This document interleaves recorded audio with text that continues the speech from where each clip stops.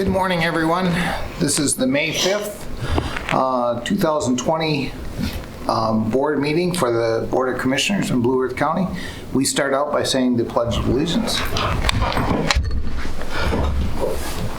I pledge allegiance to the flag of the United States of America and to the republic for which it stands, one nation, under God, indivisible, with liberty and justice for all.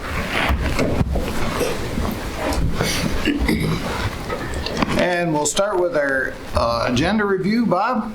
Mr. Chair and Commissioners, there are no changes to the agenda today. I'll move the agenda. Purvis seconds.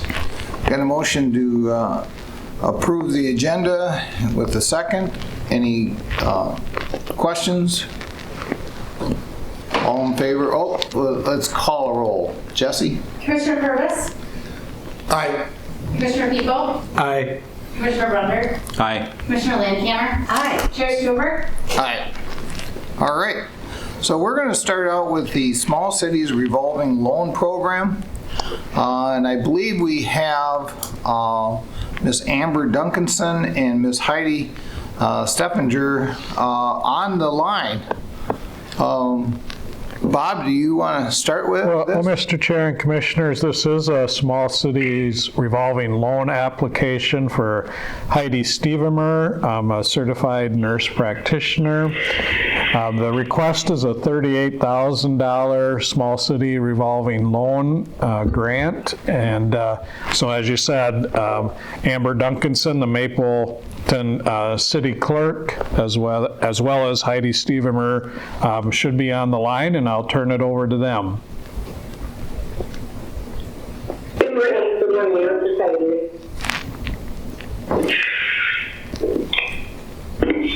Maybe if you could introduce yourselves again and just identify yourself when you're speaking. Good morning. This is Amber. Go ahead. And this is Heidi Stevemer. Amber, do you want to go first and just say who you are and what the loan's about? Yeah. So this is Amber Duncan. I'm with the City Hall of Mapleton. So Heidi requested a loan for the Small Cities Revolving Loan Trust for a startup business. She would like to purchase some new medical equipment and some equipment for lab services. Heidi recently joined up with our local chiropractor in Mapleton, and those two have been working together to kind of scrub this as well. Heidi wanted to introduce herself, give her a little background information. Sure. So this is Heidi Stevemer. As Amber said, I'm a nurse practitioner. Previously worked with Mayo Clinic, and then had the opportunity presented to partner with the chiropractic office here in Mapleton. And so they contracted my services as a civil contractor to add just general primary care services to their chiropractic office. So there's a need in this area for e-visits, just general primary care with direct pay clinic, and so we keep the cost quite a bit lower for those that have high deductibles, which is a common issue in rural area. So our goal really is to kind of help offset medical costs and kind of try a new model of chiropractic and primary care working together, and then rather than submitting through insurance, just keeping costs down where people can save money on their out-of-pocket costs. All right. Amber, this is Bob Meyer again. Maybe you could speak to how the city is viewing this application.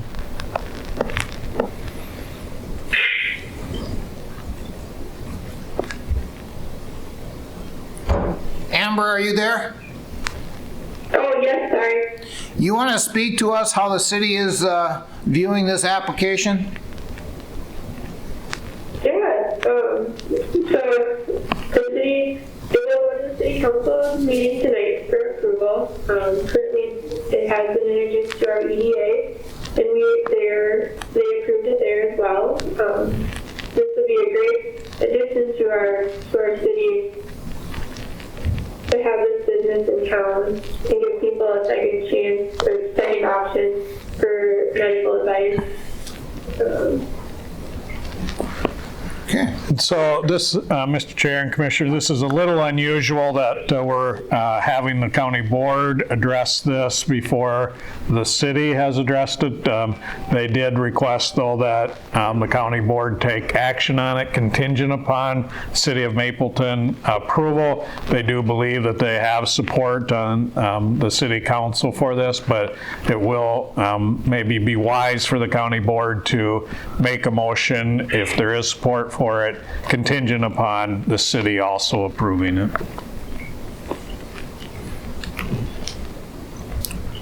I'm looking for a motion. Brunder will move the loan with the condition that the city council in Mapleton approves it. People second. Got a motion and a second. Any discussion?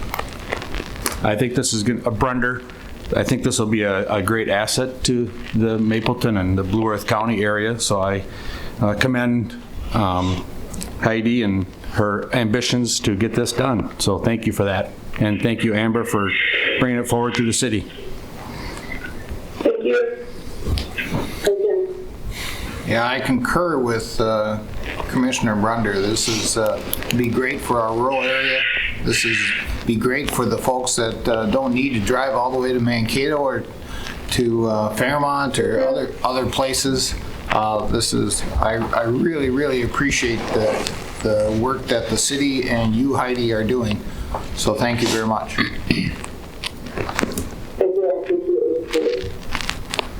Any more discussion?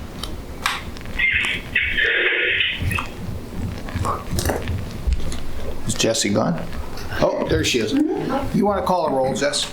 Commissioner People? Aye. Commissioner Purvis? Aye. Commissioner Brunder? Aye. Commissioner Landcamer? Aye. Chair Stuber? Aye. All right.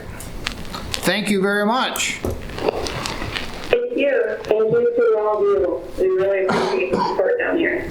All right. Good luck. All right. Thank you. Bye-bye. And now we have the Little Lakers Child Care Forgivable Loan. Bob? Mr. Chair and Commissioners, this is an application for the Child Care Forgivable Loan Program from the City of Lake Crystal and specifically Little Lakers Early Learning Center. This is a project that would add a considerable number of child care slots in Lake Crystal, and so I believe Taylor Gronow, the City Administrator for Lake Crystal, is on the line and can present some more information. All right, thank you, Bob, and members of the commissioners. The City of Lake Crystal and Lake Crystal EDA have approved or recommended approval of a $35,000 forgivable loan to Little Lakers Child Care Center.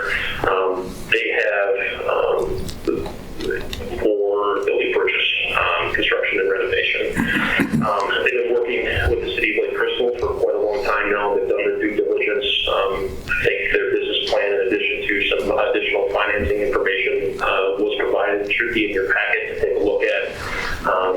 City Council and the EDA are supportive and are very excited to get this project off the ground. I think at this time we do have members from Little Lakers Early Learning Center board on the phone. So I think I will just turn over to Linda Whiting, who is the board chair, to just take it from here and give a brief explanation on the center, where it's going, and go there. Good morning. Can you hear me? This is Linda. Yes. We can hear you well, Linda. Go ahead. If you could, Linda, if you could give your full name and and who you represent. I will do that. Linda Lighting, Leiding, and I am the board chair for the Little Lakers Child Care Center board. Thank you. Go ahead. I appreciate the opportunity to be able to chat with you this morning. We've been working on this project for a number of years, trying to get a child care center in Lake Crystal, and we're at the point now where we are starting to do the renovations. we formed a nonprofit, so Blue Lakers Early Learning Center or Child Care Center is a nonprofit. We've applied for a 501c3 application, and we're at the process now of starting to do the renovations. We have our initial licensing application into the Department of Human Services. What we discovered a couple of years ago is that there's about 100 slots short in the Lake Crystal area, and the study is probably 2 or 3 years old now, and things change. But our center will offer a capacity of 84 children to come in for child care services. And we look at it as a way of helping to supplement what we have in our community so that people have an option of going to family providers or coming to a center base. And our hope is that we'll continue to be able to support the family providers by providing them with training options, and if they need to have some help when they have to be gone for a couple days, that we could down the line be able to provide some backup for them. So that is our request is for the $35,000 to be able to do the renovations and purchase the equipment that we need to get going. All right. Do we need a motion right away on this, Bob, or? Certainly would make sense to do so, Mr. Chair. Purvis moves approval. People moves second. Okay, we got a motion and a second. Any discussion? Mr. Chair, Brunder, we've been talking about this quite a bit at Mayors and Clerks Association, and the City of Lake Crystal has been keeping us up to date, and congratulations, Linda. I think this will be a great asset for the Mapleton or Lake Crystal area, and sure hope you guys can get everybody fit in there really well and get it up and running very soon. You know, Thank you, we appreciate that. and not only does this help Lake Crystal, but it helps all of Blue Earth County. Sure. Because if folks can't find childcare in Lake Crystal, they have to go to Mankato, and then they find childcare in Mankato if they work in Mankato, and that lowers our childcare, numbers and stuff. So this helps the whole county of Blue Earth. So I really appreciate what you're doing, and it's great for Lake Crystal and it's great for the whole county. Mr. Chair, last year they said Blue Earth County was 1,000 slots almost short. Mm-hmm. So this is a great addition. Yep. All right. Jesse, you want to call the roll? Commissioner People, Aye. Commissioner Purvis, Aye. Commissioner Brunder, Aye. Commissioner Landcamer, Aye. Chair Stuenberg. Yes. All right. Thank you very much, ladies. Good luck. Thank you. Thank you so much, we appreciate it. Have a great day. You too. All right. Next on the agenda is Public Works. Morning, Commissioners. Morning, Ryan. Morning, Ryan.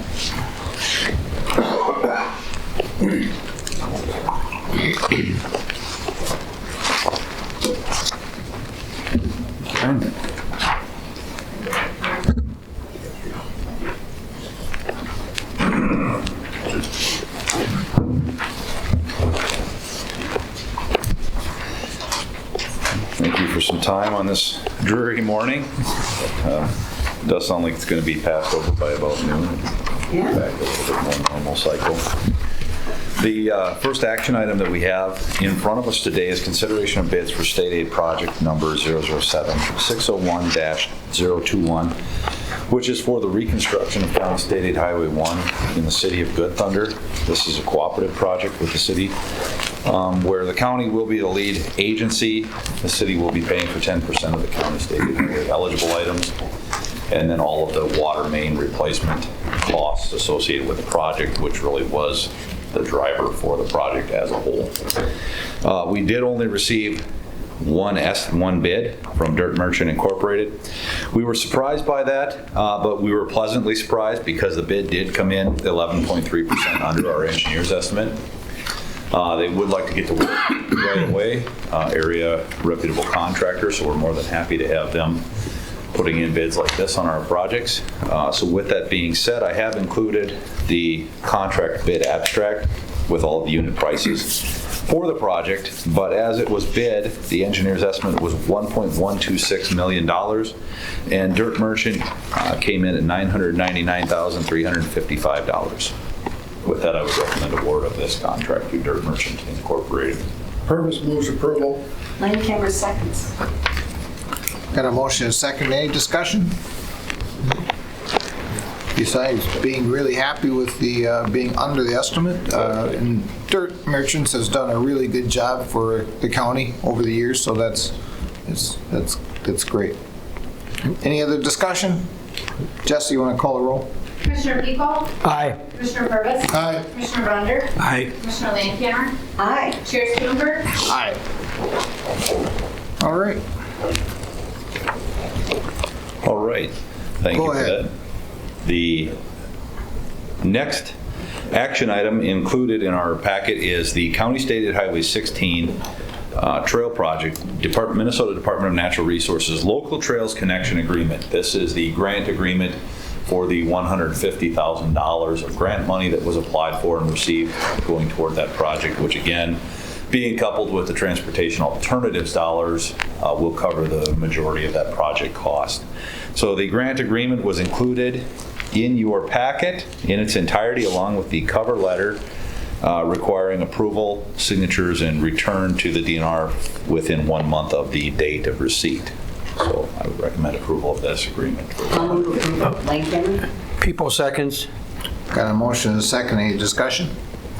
I'm just excited this is coming together. Yes. It's going to make things so much safer for people walking to school, and so it's exciting. Yeah. And I would just add that a number of people were always interested in this, and that, it took a little bit of time, and I appreciate Ryan and the efforts with Public Works and working with DNR and all, because it's due, so. It also shows a partnership between the city of Mankato and the county. Correct. Which is always a really positive thing. Absolutely. Any other discussion? Jesse, you want to call the roll? Commissioner Peacock? Aye. Commissioner Purvis? Aye. Commissioner Brunder? Aye. Commissioner Landcamer? Aye. Chair Stuenberg? Yes. All right, go ahead. Okay, thank you. The next item is discussion item, recurring theme, the county parks and campgrounds opening date delays associated with COVID-19 impacts. As you know, we were slated to open May 1st, and we want to remain consistent with the state's lead. So with that being said, we know we will not be opening until at least May 18th with the shelter-in-place directive that's been given. Our parks and camping websites have been updated to inform the public that that will be no sooner than May 18th. I guess just wanting to foster continued discussion of our opening practices after the shelter-in-place order is lifted, unless the state campgrounds remain closed. My understanding is that the board would like to see the campgrounds opened with some constraints, obviously limiting face-to-face interaction with our caretakers and the park goers, closing off some of the public areas where people will not be able to necessarily control their distancing from other members of the public. So being limiting use of our pavilions to small gatherings. We've already actually taken a lot of the picnic tables, pulled them out of there and put them out in the grassed areas around the park, so that maybe you could have 2 picnic tables in a pavilion, but they're separated again by that degree as needed. We will be closing off the beach areas to extent practical. That will be very challenging, obviously, as the weather gets hot. Aside from chain link fence around the entirety, which would be very cost prohibitive, it's going to be tough to keep people out of there, but we've got some caution tape and fence posts is our approach for the time being. We do have the boat landings open, knowing that fishing opener is coming this upcoming weekend, I believe. So we're trying to make those provisions. The one thing I guess I know in our previous discussions, the board had perhaps mentioned the idea of separating campsites and only allowing occupancy of every other campsite. I guess after speaking with staff and our caretakers, there is considerable concern if the county wants to take that approach, because our reservation window has been open since March 1st.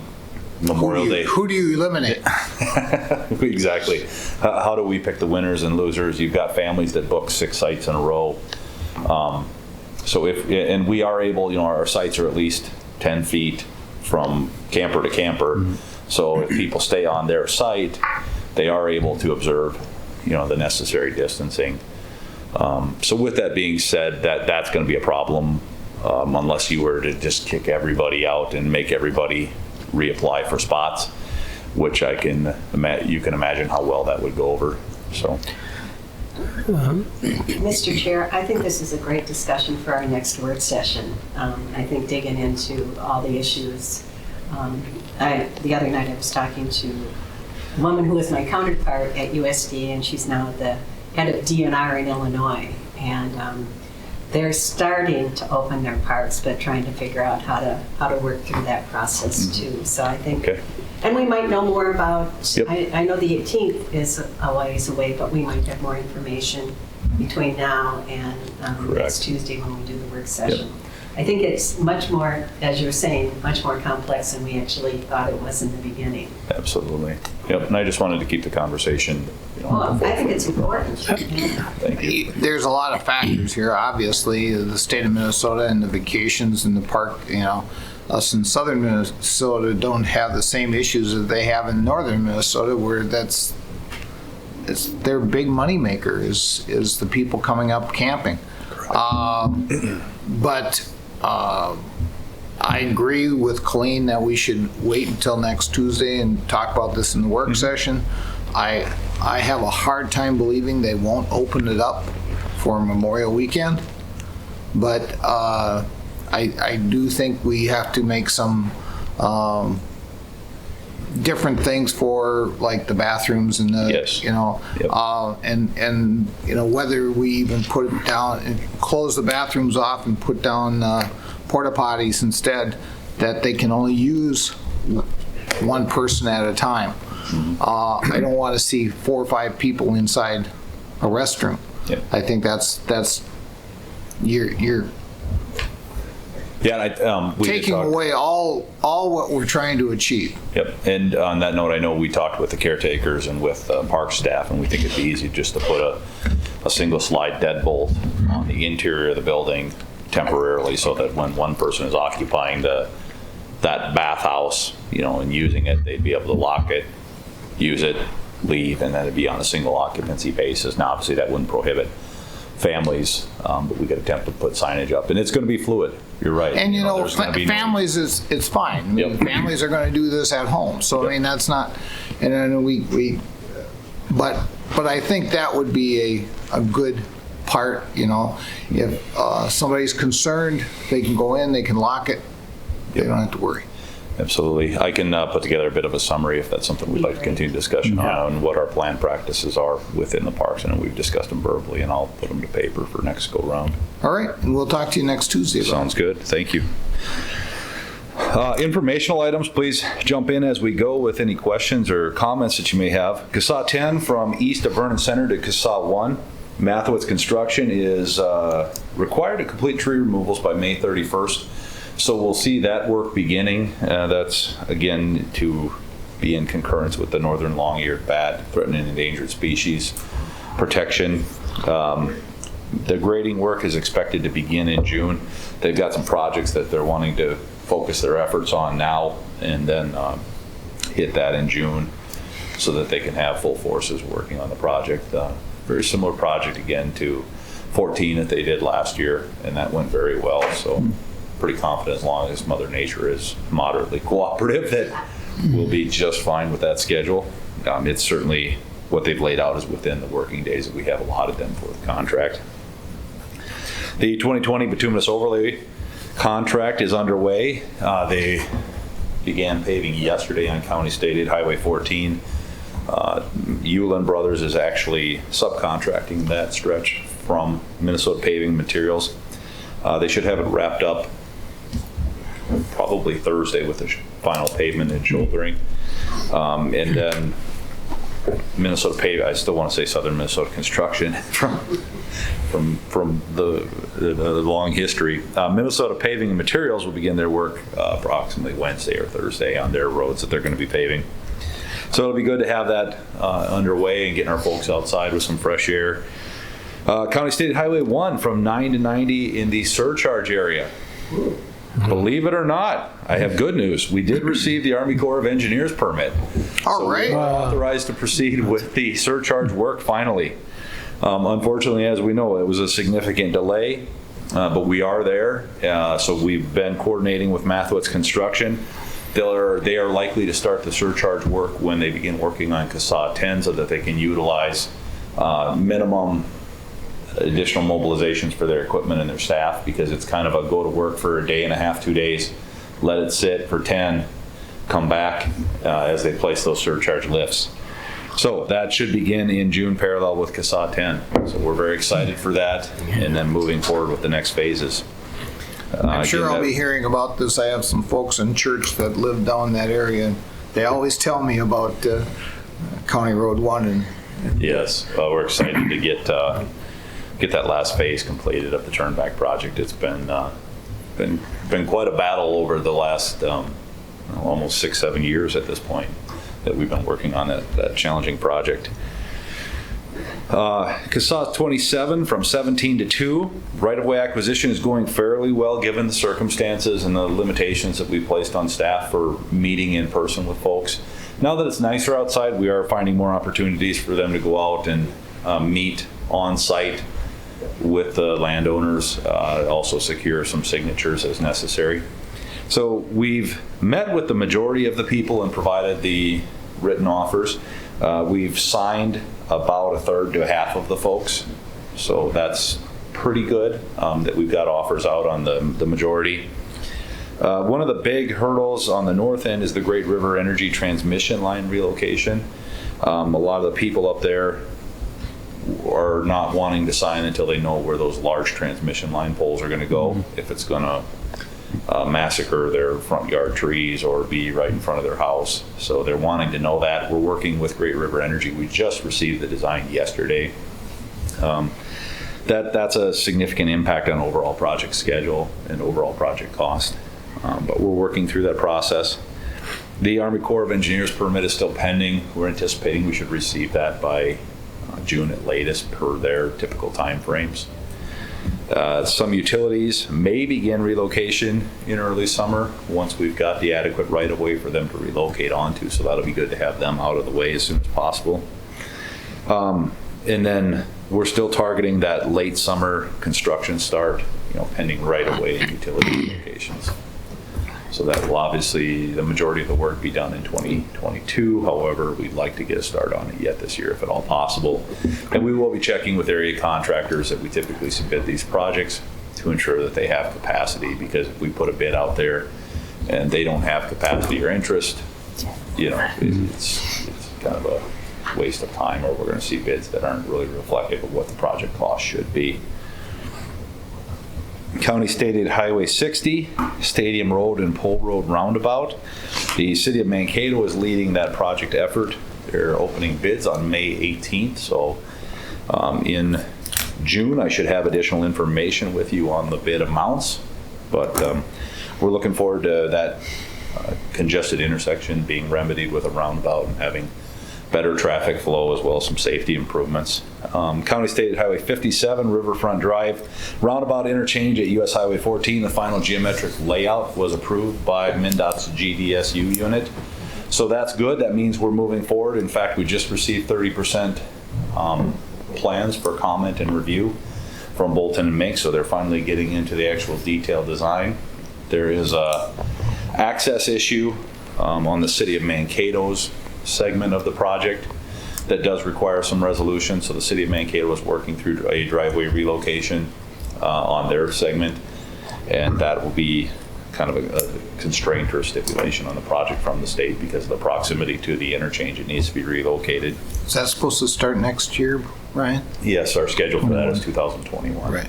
Where's the access point that they're having problems with? Just south of the siding eastbound company? highway. Yeah, so the Okay. eastbound Highway 14 siding. off-ramp, correct. Yeah. Oh. The County State Highway 41 bridge replacement project, the final plans have been submitted to MnDOT for approval. We've acquired all of the necessary right-of-way to move forward with the project. We've already solicited bids for tree removals, knowing we weren't going to get our contract approved until after June. So we've actually just solicited bids, pulled the tree removal portion out, bid it out, and the contractor may begin that work yet this week. Again, having to have it completed by May 31st for long-eared bat requirements. So that's moving forward. We are excited. We're farther behind on that as far as bidding schedule than we would like to be, but it is a large federal aid bridge, and because of the review process associated with those as it goes through different layers of the state and different project requirements, that tends to happen more often than not. So we anticipate a June bid letting and contract award, again pending those state approvals. What percentage is paid by the federal government? So on that project, 80% of the bridge replacement costs is paid with the federal dollars, if I remember correctly. And then we're responsible for all of the approach grading costs and the remaining 20% match. All right. That's huge. Yep. Yeah, absolutely. So that's almost $1 million of federal dollars going into that project. County State Highway 1 from 9 to 90. With the surcharge work beginning this summer, I think I talked about that. We'll be starting right-of-way acquisition and wrapping up final design. Everything was kind of left on the table at about 95%, just pending some of those right-of-way changes that we run into. And we are hopeful that that'll be our big project in 2021 to keep our folks busy using those turnback dollars. County State Highway 16 trail project, staff is revising plans for the final MnDOT submittal. We had already done an initial application because, again, of the federal aid requirements. We had sent a plan set in for comment, made those revisions, so those are ready to be sent in for final approval. We are on track for summer bidding and work to begin sometime yet this summer. So I've had area contractors inquiring about that project and showing some interest, so that's certainly good. And knowing that they would have into the subsequent year to wrap it up if necessary gives them a lot of flexibility, so I think that should help us with our overall pricing. So, Mr. Chair, Yes. do you think that could possibly go into next year? We're going to structure the contract that way, again, to give the contractor the flexibility to do so. Ideally, what I'd like to see is them get all of the grading done and at least the aggregate base in place and the lights relocated. Yeah. And then maybe pave it the next year, let a year freeze-thaw settlement. It has to be done by June of 2020, so, I'm sorry, 2021. So we'll have it in place for the majority of the season for 2021 and for the fall, for kids going to school in the fall. I was going to say, and it'd be accessible for kids going to school Yep. in the fall. Absolutely. Yeah, If that'd they be go to nice. school. Yep. Okay. CASA 82, Victory Drive from Stadium Road to Hoffman Road. We're working on the preliminary geometrics and design of that. I'm actually going to be bringing additional information for your information and discussion to the May 12th work session. So we've worked through a lot of traffic engineering with Bolton and Mink, who is our project design consultant on this. And we'll have a presentation for your information and kind of showing you the approach that we're taking as we move forward into the feasibility report and preliminary engineering design. And last but not least, the CASA 27 in the city of Eagle Lake water main replacement project. We had a discussion about a week and a half ago between the city's engineer, myself, and the city administrator. They are going to attempt to move forward with the project in 2020 if feasible. It will likely require full open trench construction on half of the road, which will mean the entire bituminous section will have to be removed and replaced. They're hoping to leave the curb in place, which I think is feasible. With that being said, we were initially looking at just a 2-inch mill and overlay that we would cost participate on, but it doesn't necessarily maybe make sense to have half of the road as full depth new pavement and the other half just a 2-inch mill and fill where the cracks will reflect through, so you'd have uncracked and cracked. So we're going to do some cost estimation for a full depth pavement replacement on that stretch south of CASA 17, which would give us fully new pavement and obviously drive up project costs beyond what was anticipated, but we did have some contingency dollars set fairly high for things like this in our 2020 budget. So could you tell me exactly where Yes. Like from Uncle Albert's to, So, so County State Highway 17 is the one that runs Yeah. east-west I know of which one town. it is, yeah. And so the water main replacement project would be from 17 to the south, approximately to the south city limits. I think it's maybe Thomas Drive is the last okay, west-going city street, okay. correct? Yep. So that's the approximate project limits. So Okay. it's really almost all the way through the south portion of town. And then there would be a short piece on the north side where 27 comes into 55, Okay, which is the road that runs out past Kip's shop. gift shop, yeah. We would just be doing a mill and overlay on that because the pavement is pretty distressed. Okay, thank you. You're welcome. That is all I have. If there's any other questions, I'd be more than happy to answer them. If not, I'll see you next week with a couple of topics for our work session. Mr. Chair, can I ask one Of question? course you can. Have the construction companies been working pretty much through this? Yes. Okay, that's what I thought. I just thought I'd ask. Yep, I think, wasn't that's where we're very fortunate in our industry that we're outside, we're in individual pieces of equipment, we're not Yeah. necessarily shoulder to shoulder, and we can observe that necessary distancing, and people can stay probably safer than other professions, so it's moving forward, full steam ahead, and in fact, some of our conversations with area legislators is that, our industry is one that is poised to put people back to work right away and put some dollars into the local economy if we get those bonding packages through LRIP or local bridge replacement. Hopefully there's a good bonding bill. I hope so. Thank you very much. Thank you. Ryan. Thanks, Ryan.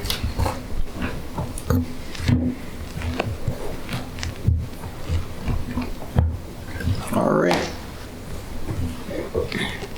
And now we're going to talk with Ryan Henniker.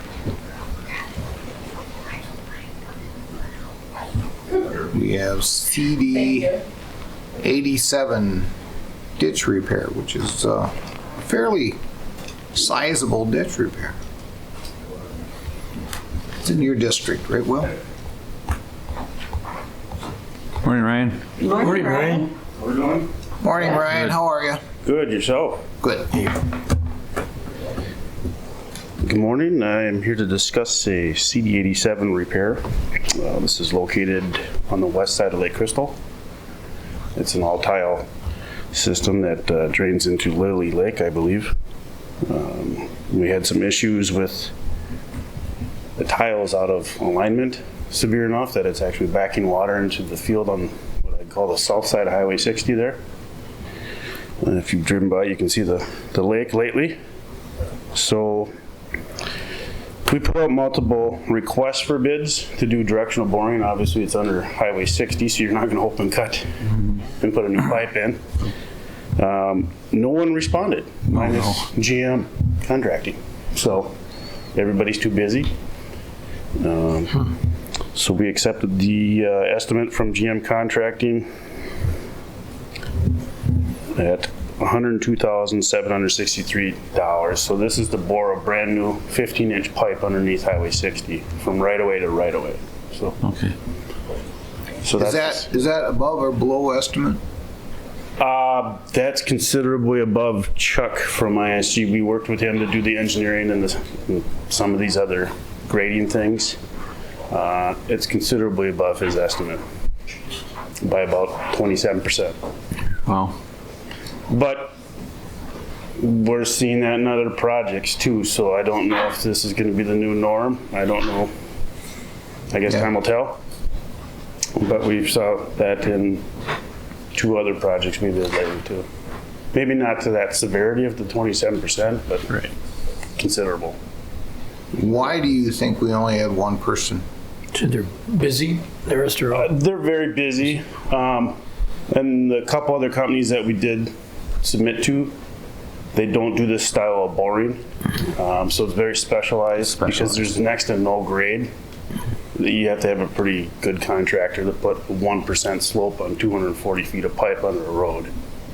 It's sophisticated work, a lot of stuff in those ditches. Besides the pipelines of natural gas, there's fiber optic everywhere out there. But I think mainly to answer your question, it's the workload. The only other gentleman that said he might look at doing an estimate, he said I honestly wouldn't get there till August. I don't want any more work. Okay. But it's nice. We'll use a local contractor. They're good at what they do. Yes. So, Well, he's right there in Lake Crystal. right. So I was hoping that the numbers would have been a little better, but it is what it is at this point. And I don't know how we want to prolong damaging any more cropland. So, Well, that's the whole thing is your damage is gonna get worse and worse as it goes on, and they will. yeah, So- there's very little drainage to that field now. I mean, I've been driving by quite consistently in the last few weeks, and it's not moving much. And it looks a little strange. It's the only field that has any water in it right now. How wide is, or how big is this ditch system that, I mean, who pays for this? What, we have a lot of farmers on this, or what? Unfortunately, this isn't a big system, so this will cost some serious bucks, and I don't have those actual costs off the top of my head. My apologies, I wasn't prepared that way, but it's a relatively small system, so it's unfortunate that it's, so here's the nice thing is that it's under the right of way of the state highway, so they're picking up the tab on that. So actually, Mr. Tilgis and I are working together on this because MnDOT is operating through the Highway Department's Master Partners Agreement to move this and expedite this process along instead of taking the lengthier process of how they typically do their MnDOT bidding. So Ryan and I are working to keep this project moving forward. But yes, all this cost should be covered by MnDOT. So, Under the road authority. under the road authority, yep. So we very fortunate that way, otherwise it would have been quite costly, so. Purvis moves approval. Brunder will second. Got a motion and a second, any discussion? Sounds like something that needs to be done.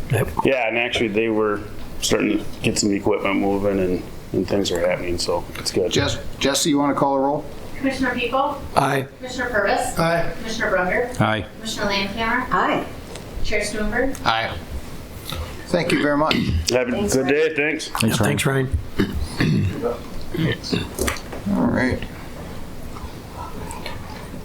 And the next thing we have is our watercraft inspection service agreement.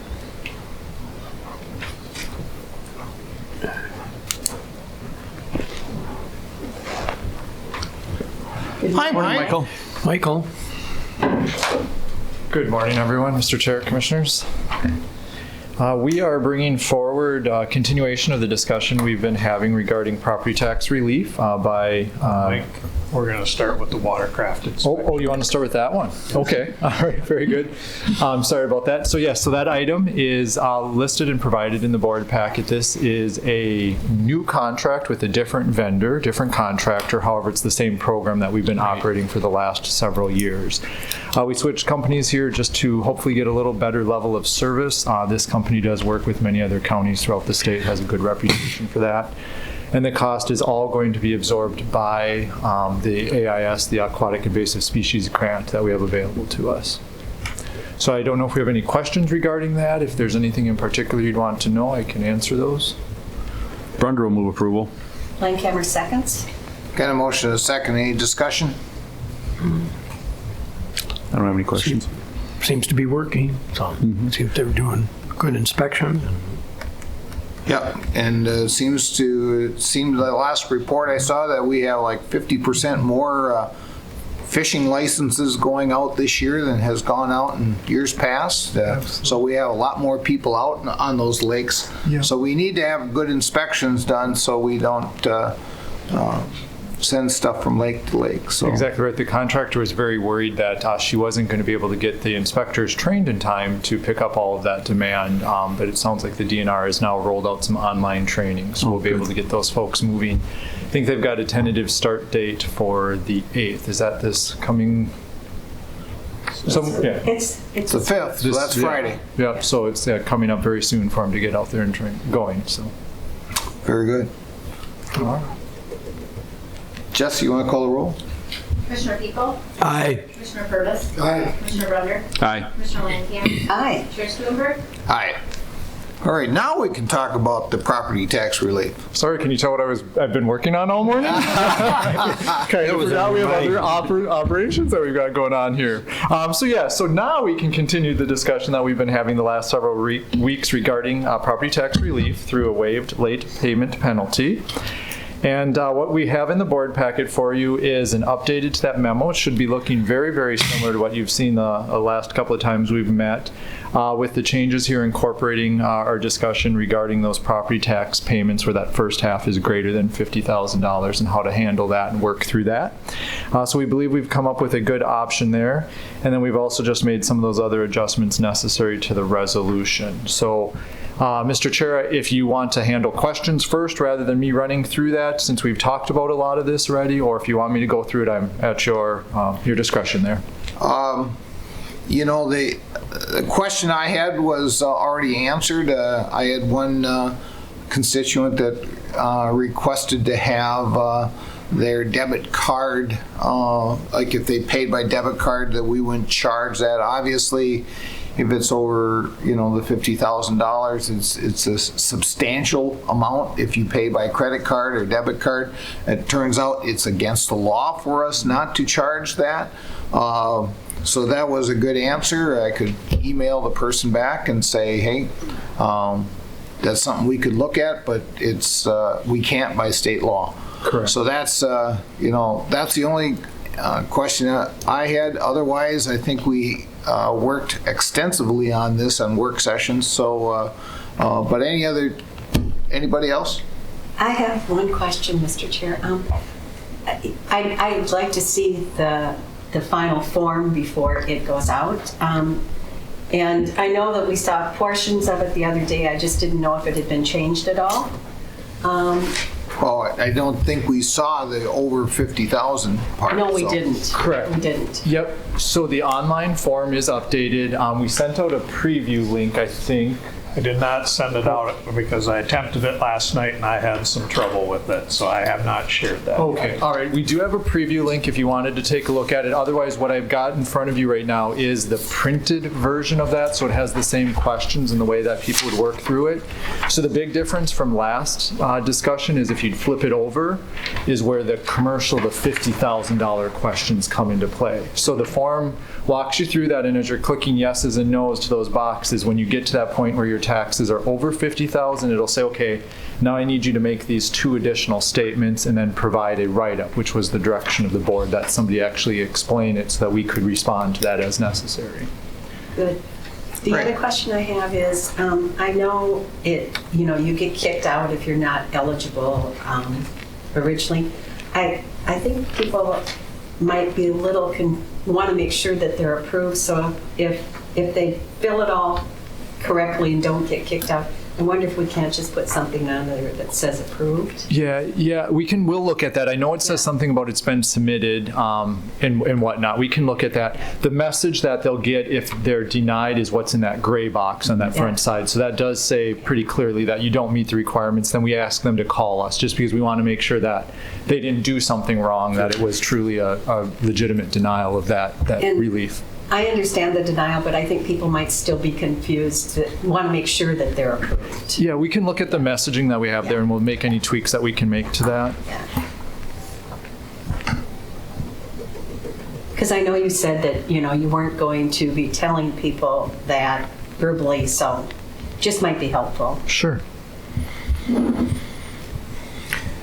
That's all I have. We probably don't really have an idea how many would actually try to apply.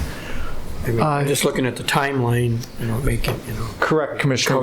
We don't have a good handle on that. I can tell you that the number of phone calls of people asking about the program, wanting to apply for it, for a very short period of time, the form was live for testing, and we had one person already try to apply there. That's why we switched to this preview link. So it sounds like there's quite a bit of interest out there. We did run updated weekly numbers for the amount of taxes that we haven't collected yet, and we are over 25% collected in taxes already. That's one large escrow company that came in, and then I also, just as I was walking over here today, was told that our largest escrow company submitted payment late yesterday. So that's another 4-point-something million dollars of taxes that are coming in. So we are getting a lot of folks that are paying already, but there's still a fair amount that's out there that would potentially be eligible for this. Well, and deferral. escrow is like 29% anyway, so we're expecting that To come no in, matter exactly what. right. Yeah. All right.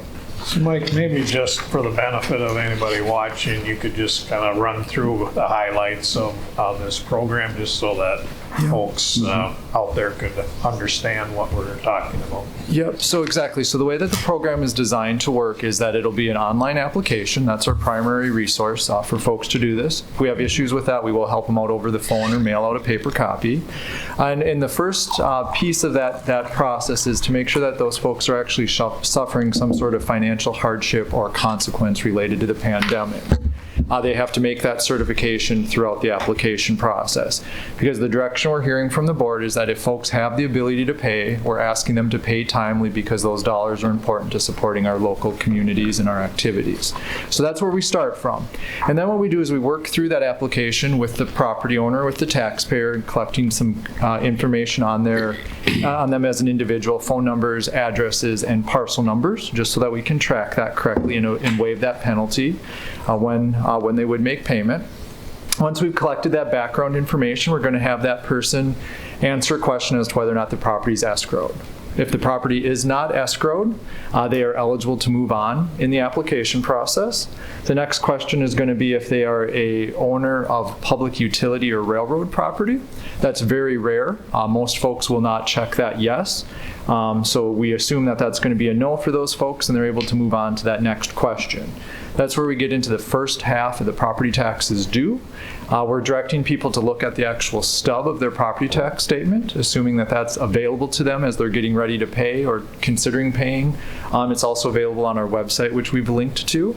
And so the question there is if the property taxes on that first half stub are up to and including the $50,000, they get to move through just to a certification step. If their property taxes are over $50,000, then they have to answer a few additional questions as directed by the board. Those additional questions are related to who's responsible for paying those property taxes, and if the business responsible for paying those property taxes experienced a full or partial reduction or a suspension of services or operations as a result of the governor's stay-at-home order. And the reason that the board wanted us to add that question, my understanding of that was that we wanted to show that there was some sort of impact directly tied to the business operations with the stay-at-home order. So if that, in that instance, that business is going to have to check yes to that. And if they check yes to that, then they meet the second part of that provision, which is that they've experienced a reduction in gross receipts of at least 25% in any 30-day period from March 1st through May 15th compared to that same 30-day period in 2019. That was a suggestion actually from Greater Mankato Growth in terms of way to capture that financial impact, a direct financial impact for that business property taxpayer. And what that does is it's not something that we're going to audit. We're not going to pull out a calculator and check that. We're asking the business to certify that to us. So we're not collecting any data from them in that regard. What they're doing is they're looking at a 30-day window of operations and comparing their gross receipts from this 30-day period to last year's 30-day period. If they can attest to the fact that that's been reduced by at least 25%, they'll check yes and they'll be eligible for the benefit. Again, those last two questions, those more complex questions, are only tied to those property taxpayers that are $50,000, or excuse me, over $50,000 in that first half stub. So again, that was that 80-some parcels off of that list originally that would potentially have to go through that extra work. Everybody else is just attesting to the escrow piece and the financial hardship suffered by it. So I think we struck a really good balance there of keeping it simple for the majority of folks, but where necessary, getting that additional detail to make sure that that relief is being provided where it best can and balancing it with the needs of our cities, our schools, and our townships. And so just for clarity again, this is a delay in the property tax until July 15th for those people that have been negatively impacted by the pandemic. Exactly right. Then starting July 16th, we will impose that modified penalty schedule, which cuts that rate in half up until that October 1st deadline, where it would revert to the normal penalty structure. So yes, delaying the property tax payment date, phasing in a lowered penalty rate if we need to for folks that don't pay by July 15th, and then reverting to our normal schedule under this resolution as of October 1. Okay. To get more discussion, first we should have a motion. This is Wayne Camera. I'll move the motion. I'll second to people accept. We got a motion and a second. And then, now, do we have any discussion? Just a comment. I'm really glad that Gerda Mankato Growth made the suggestion about the percentages, because they are our business community. So I think that was a really good thing, that we're all working together. And I think we've heard some people upset that they have to fill out a form. I guess the easy way for not having to fill out the form is just to pay your taxes. You hate to be blunt that way, but filling out a 5-minute form should not be an issue. And I believe Blue Earth County is going over and above what most counties are in the state of Minnesota. And this is something that we're really trying to help the business community on. But to fill out a form this size online is going to take you less than 4 or 5 minutes. So that's my feeling on it. Any other discussion? Brunder, just want to extend a thank you to the staff. I know Michael worked extremely hard on this. A couple runs at it, getting some different input from the board. It wasn't an easy process for you, but thank you for all your time. All right. And I just echo that, and I assume businesses will, within the timeline, most that are needing it will go online and apply. Mr. Chair, Commissioners, we are preparing right now, working with Amy, to have all of that ready to roll. I'm assuming by the time we hit send today, we're going to have many people already making that request. So I'm going to try to address that as quickly as I can after meeting with you folks today. And I concur. Thank you and all your staff for putting this together. I know it's the Blue Earth County staff has been working overtime to help with the COVID-19 issues. So thank you very much. Jesse, you want to call the roll? Commissioner People? Aye. Commissioner Purvis? Aye. Commissioner Brunder? Aye. Commissioner Landcamer? Aye. Chair Stuenberg? Aye. Thank you. Thank you very Thanks, much, Mike. Thanks, Michael. Thank you, Michael. All right. And we're speeding right on towards the county attorney's report. Pat? Hi, Pat. Good morning, Pat. Mr. Chair, Commissioners, excuse me. Thank you. The numbers speak for themselves. I'll give you just a little bit of information. What has been going in our office recently, given these times. When the pandemic first broke and we started getting the executive orders and direction from the Minnesota Supreme Court, there were quite a few less hearings. Well, the courts have now implemented hearings by Zoom. On a normal week, we would have probably typically between 80 and 100 pages of printed court calendar, depending on if all the judges were there or if there was a visiting judge. This week going on right now, the printed court calendar is 75 pages. So as far as hearings goes, we're almost back to normal. The cases have still been coming through the door. We've been processing cases. You'll see that there's many new cases that are on the Criminal Complaints Bureau website. Also, last week, as I was sitting in a virtual meeting, I received word from the Minnesota Supreme Court that Blue Earth County has been picked as one of the 6 counties in the state to be the guinea pig, so to speak, or the pilot county to figure out how to proceed forward with jury trials given the social distancing and everything affected with that. So I guess this is one of these situations that we'll start at the beginning and get to the end and figure out what we're going to do in between. But other than that, those are the two main things that are going on in our office right now. So many things are back to normal. We've been talking also with court administration on some of the scheduling. We had a meeting just last week for the non-supports and fraternities in particular, and trying to get the magistrate who normally would appear in Blue Earth County one day a month. We're going to try to get the magistrate to come here 2 days a month, but to help speed things along, they want the child support officers to physically be present at court. So we're working with that and within those parameters, because they've found that holding those hearings by Zoom are much more time consuming. Normally they would do every 15 minutes and you'd have people lined up in the hall and just kind of wait, and if you're ready to go and take care of it.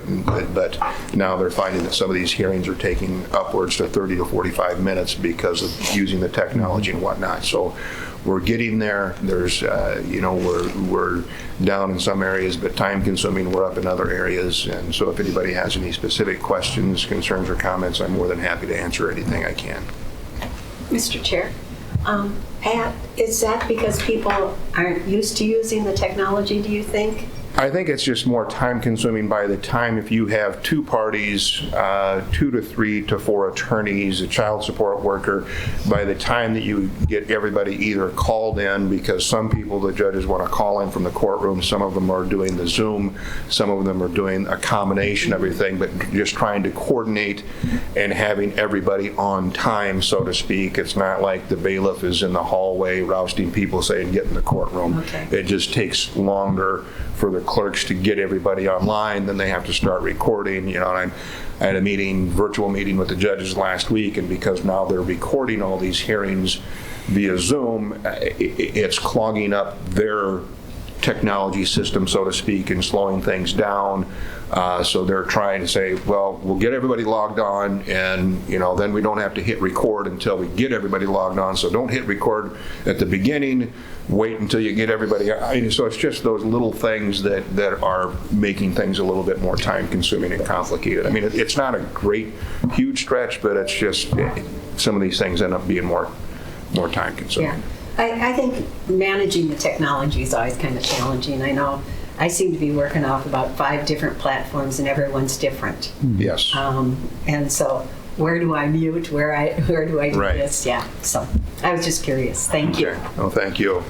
I absolutely agree. Yesterday I had a Zoom in with a Towards Zero Death conference or meeting, and that was so much different than some of the other ones that you do.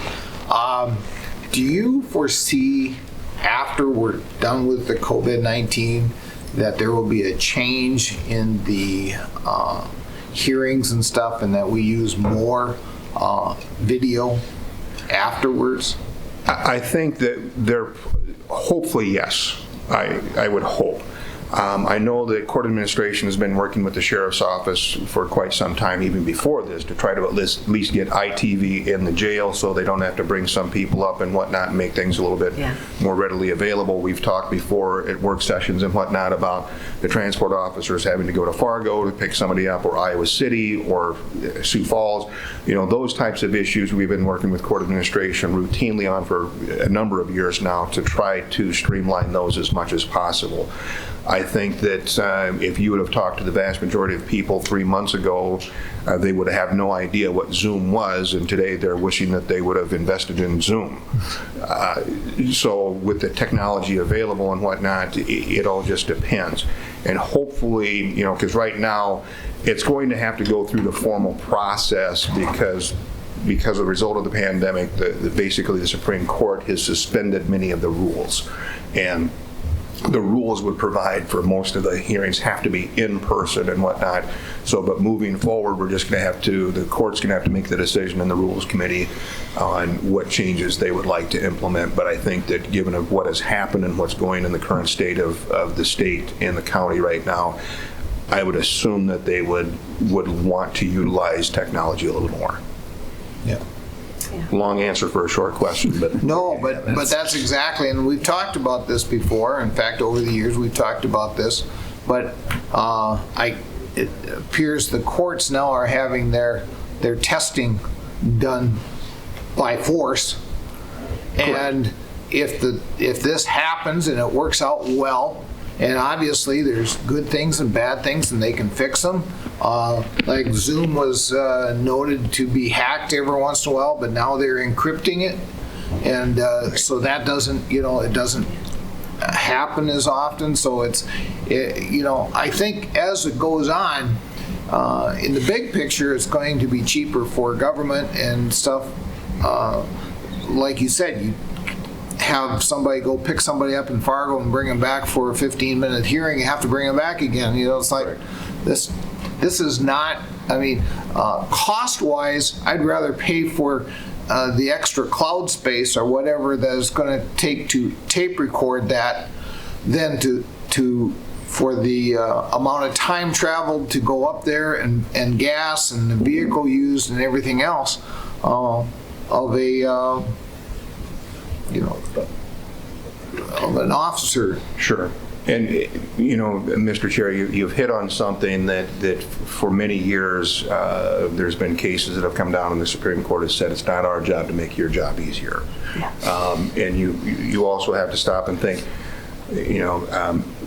this system was not necessarily built to be efficient, and even the overall systems of the checks and balances of the three branches and the checks and balances within the systems and whatnot, and especially in particular the criminal justice system is not meant to be streamlined. It's more about due process and rights of individuals. So it's difficult to be efficient sometimes in a system that was built to be inefficient. So not necessarily be inefficient, but it is when people look at it from the outside saying, why can't you do this, why can't you do that? Because individual rights prevail over the creature comforts and whatnot. So I understand completely where you're coming from, but I always kind of revert back to that. The courts have never been early adopters. No. Let's put it that way. And Commissioner Landcamer, you're 100% correct, because it's times like this, and this popped into my mind as I stand here, is when I was in law school, one of my professors said, if you want to try to figure out what the United States Supreme Court is going to do, try to think like your grandparent. Yeah. And, and I think we're all kind of closer in that category of trying, if you talk to the younger generations, they're going to look at us like, what are you thinking that for? So. Well, thank you very much. Good report. Never thought of it that way. Thanks. You're welcome. Thanks. All right. So, get into the minutes, Bob. Mr. Chair and Commissioners, the first item is the county board minutes for April 21st. I'll move the minutes. Second. Seconds. Landcamer. Yeah. Second, people. I got a motion and a second. Any discussion? Jesse, you want to call the roll? Commissioner People? Aye. Commissioner Purvis? Aye. Commissioner Brunder? Aye. Commissioner Landcamer? Aye. Chair Stuenberg? Aye. All right. The bills? Yes, we have the bills for the 2 weeks indicated. Brunder will move the bills. Landcamer seconds. All right, got a motion and a second. Any discussion? Let's see anything. I know I had my talk yesterday with Bob, so I got all mine answered, so. I do the same thing. Yeah. I go through the bills for All Bob right. every week. No discussion. Jesse, you want to call the roll? Commissioner People? Aye. Commissioner Purvis? Aye. Commissioner Brunder? Aye. Commissioner Landcamer? Aye. Chair Stuenberg? Aye. All right, Human Resources. Well, Mr. Chair and Commissioners, the Human Resources Department agenda is at tab 10. It is all informational items for the board this morning. We did have a lateral transfer of a staff in our behavioral health area from an intake position to a case manager position. We also had a promotion of our land use specialist to a land use planner, including the feedlots area. Then we also had the promotion of a public health nurse to a program coordinator in that disease prevention and control area, especially important now with the COVID issue that's facing our community. We also did fill a custody officer position. Unfortunately, we also had a resignation of a custody officer, so we continue to struggle there. And then we also had a resignation of a social worker in the Human Services Department. I'd be happy to answer any questions the board might have about any of those items. Sounds like the one custody officer went on and got a job as a police officer somewhere, is that correct? That's my understanding. Well, good for that person. And the social worker sounds like she may have got a job in another county? That's correct. Well, good luck to both of them. Good luck to both of them. I'm sorry to see them go, but you certainly understand people that want to improve themselves. Yeah. All right. And setting of the Drainage Authority. Yes, Mr. Chair, this is setting a hearing for County Ditch 34. We're proposing a date of May 19th here at the Historic Courthouse for that improvement petition and final hearing. So would recommend setting that hearing. Brenda will move approval. Purvis seconds. Mr. Chair, I have a question. Go ahead. If the 19th we're still in a stay-at-home process, what are our plans for this? We will have the go-to meeting option available to the community that would want to provide some public comments, so we would publicize that information.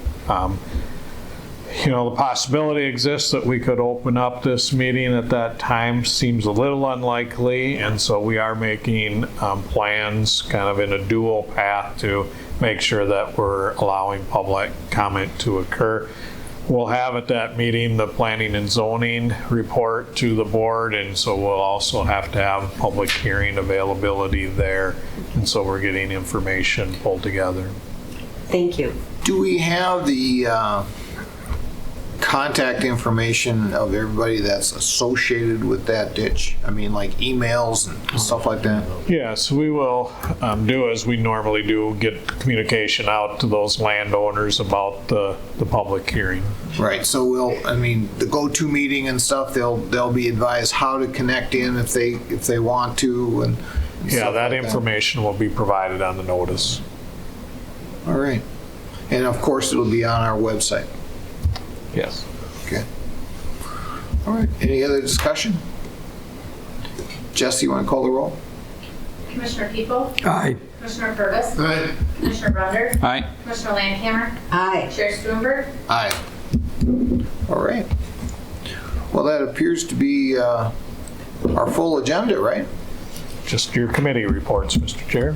All right. Commissioner Brunder, you want to start us out this morning? I would be happy to start, Mr. Chair. My report is relatively short. It was busy, but a lot of the same things, if that makes any sense. Yeah. A lot of conference calls. The conference calls are challenging. We had one the other day with the State Emergency Communication Board. We all gave our reports, but as we all know, if you're doing a conference call, you're supposed to do roll call, and there's 27 people on that committee. So we had about 24 or 25 that were trying to do roll call on probably a half a dozen different items. So very doable, but very complicated in trying to get through that. But that committee is doing very well. We've had several work sessions, obviously, talking about different things, and we got one done today with the tax deferral till July 15th. And I've been just dealing with a lot of different items out in the rural area as far as some of the gravel roads and a lot of ditch stuff coming up right now, obviously, because spring. So Ryan and Craig have been very accommodating. They've been able to get out and see people when I get calls. So that hasn't affected our business as that goes out of these public hearings, but they've been doing a great job getting out in the field and checking things for me and keeping things rolling. So that's my report, Mr. Chair. Thank you. All right, Commissioner Purvis. Yes, again, I also, a lot of calls on drainage, still getting calls on people that want building projects out there that are delayed. I understand we're going to have a planning and zoning meeting online. Yep. tomorrow, so I think that will help things out. Of course, the work session, and I've been working quite a bit with Detox. I made a trip over to New Ulm to sign the papers for the Paycheck Protection Program.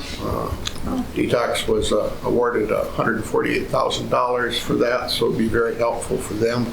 Well, that'd be great. Because of the coronavirus thing, we're only keeping 9 patients instead of the 16 that we normally have at capacity.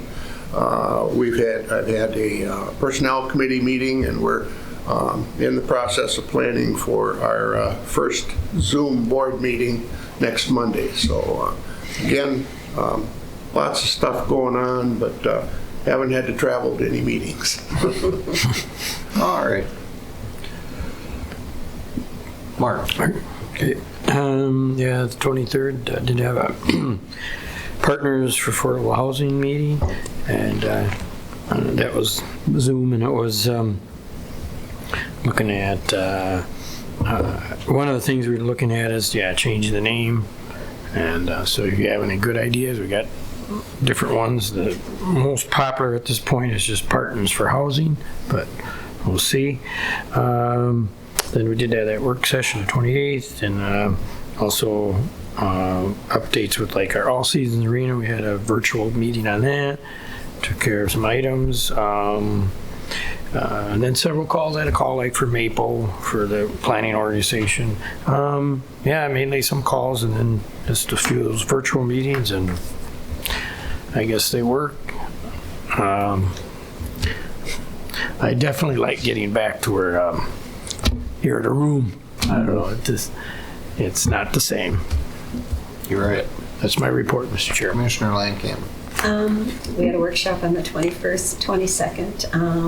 I've been having calls with the White House about every other day as to what they're doing, and with NACO as to legislation that they're trying to move. So it's about every other day. On the 22nd, there was an AMC Transportation Policy Committee, which Vance chaired and Ryan presented at.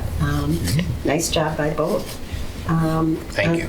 On the 23rd, I was part of, all of these are webinars, election security with Steve Simon, trying to figure out how they're going to do elections. And the challenge is, what is the legislature going to do? It appears that we're not going to get much out of the Senate for absentee, well, we can still absentee vote, but for vote by mail or anything like that. So just trying to figure out how you don't have a bunch of people in a polling place without social distancing and that type of thing. And where can you have it? I know they're taking up some legislation now about being able to change the polling places, but that doesn't mean it's going to pass. So it's all kind of in limbo for all intents and purposes.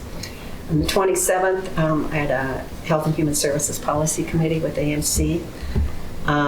Commissioner Jody Harkstead from Health and Human Services spoke to us, and Commissioner Jan Malcolm as to what's going on there. I think both of them are talking about, how do we deal with COVID and the impacts that both of their agencies are having, along with our agencies. So it was a really good meeting. 28th, we had a work session. The 30th, I had a State Community Health Advisory Committee meeting with Commissioner Jan Malcolm, talking about what they're doing. There are 48 health boards in Minnesota, and so we were all on. That's, most of it you've heard if you listen to the governor's briefing every day, which I think we all do. So just kind of rolling things out.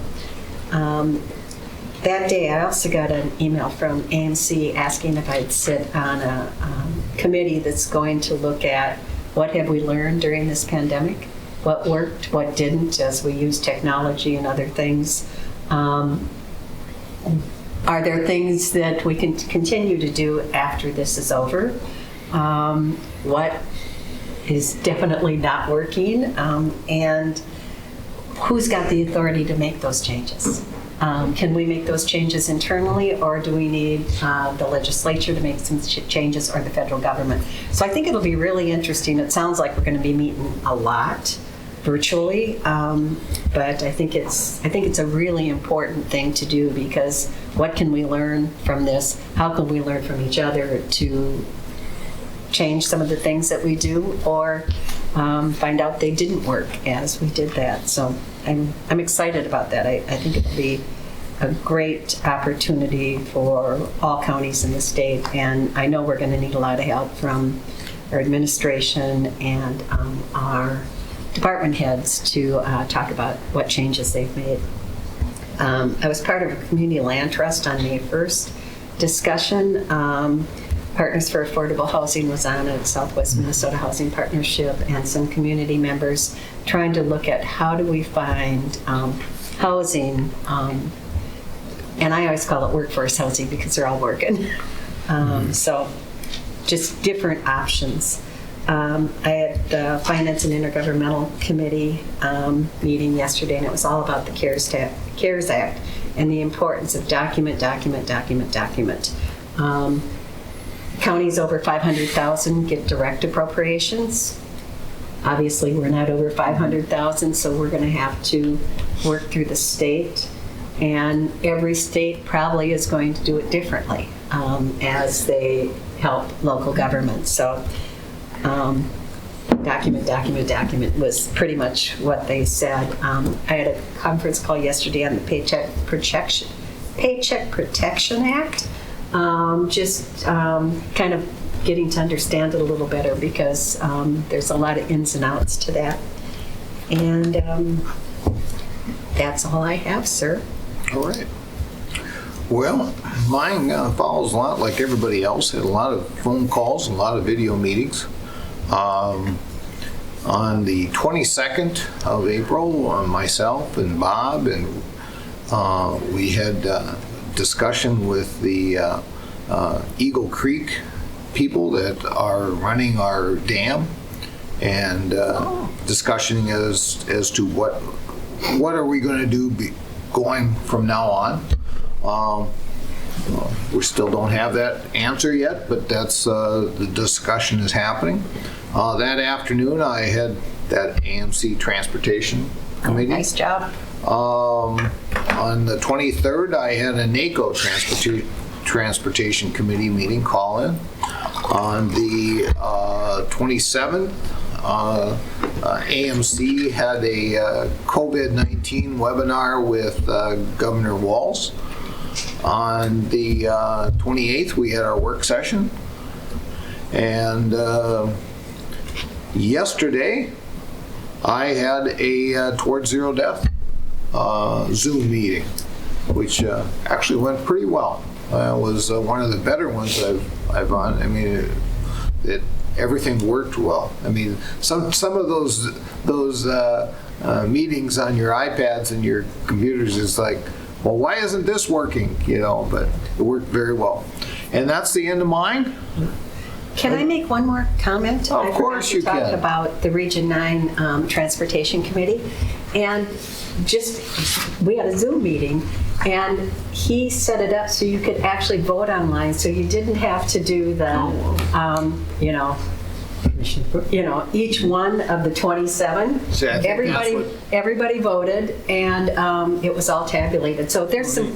I think all of us trying to figure out how to use this technology in a different way is going to be interesting and challenging. And I would imagine that's what we'll have is when you have meetings and you have board members, you'll have a yes or no button to push, and that'll calibrate, that, okay, so it passes or whatever. So, that's a good idea. The two I were on were just conference calls. They weren't Zoom. Oh, okay. So, they were Zoom. There was the Zoom option wasn't there. So, I have a NACO board meeting next week, and they're putting together the process, 120 people. Oh, wow. So it should just be a party and a half. I just wanted to comment on AMC putting together the briefing with the governor. I thought that was excellent and filled with a lot of information. It really was. They did a good job, and I think AMC has done well for the state of Minnesota, the counties across the state, to try to get information out. They do a daily report and as to what's happening with COVID-19 and how it's affecting counties. And as we've said here, each county is different. Each county is affecting us different than it's affecting our next door neighbors. So, but we have to work together. We have to see what's happening. But no, it's going well. So would somebody like a motion to adjourn? I'd move adjournment. Purvis? People second. Got a motion and a second. Jesse, you want to call a roll? Commissioner People, Aye. Commissioner Purvis, Aye. Commissioner Brunder, Aye. Commissioner Landcamer, Aye. Commissioner Stewart. Aye. Just had to do that.